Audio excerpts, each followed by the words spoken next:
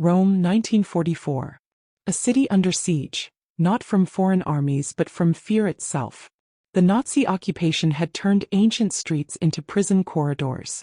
And one man, dressed in the uniform of the Italian police, enforced terror with quiet devotion. His name was Pietro Caruso, the chief of police in Nazi-controlled Rome.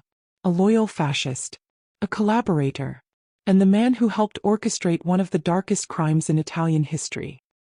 When German forces occupied Rome in late 1943, many Italian officials fled. Caruso did the opposite. He stayed, switching allegiance to his new masters, the SS. As the city's police chief, he became the perfect collaborator. Ruthless, efficient, loyal to power above all else. He worked closely with Herbert Kappler, the German security chief, to identify resistance members, Jews in hiding and anyone deemed undesirable. Together they built a system of fear. Raids, arrests, torture, and executions. Rome had fallen not just to the Germans, but to men like Caruso. March 23, 1944. Italian partisans ambush a German police column on Via Rasella, killing 33 soldiers. Hitler's response was immediate and merciless. 10 Italians for every German killed. 335 civilians, scholars, priests, workers, even teenagers, were rounded up. And in that list was Pietro Caruso's handwriting. He helped compile names. He supervised the transfers. He stood beside the SS as the prisoners were led into the Ardeatine caves. One by one they were shot in the neck.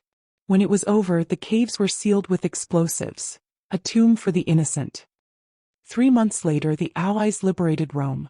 The city rejoiced and then demanded justice. Pietro Caruso was captured by Italian partisans trying to flee north. He was brought to trial within weeks, charged with war crimes and collaboration.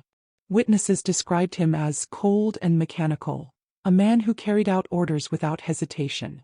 The tribunal found him guilty on all counts. The sentence was death.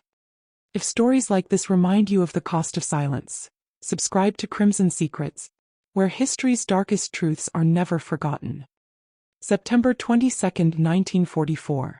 At Forte Bravetta, on the outskirts of Rome, Pietro Caruso faced a firing squad.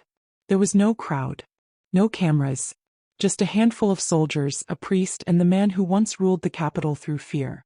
He said nothing. No last words. No plea for mercy. When the shots rang out, it was not vengeance, but the echo of justice delayed. The execution of Pietro Caruso was Rome's reckoning, a message that those who betrayed their own people would face their end. But even now, the memory of the Ardeatine Massacre lingers like smoke. Each name on the cave walls tells a story of a life stolen, and a reminder that complicity, even in silence, carries a price.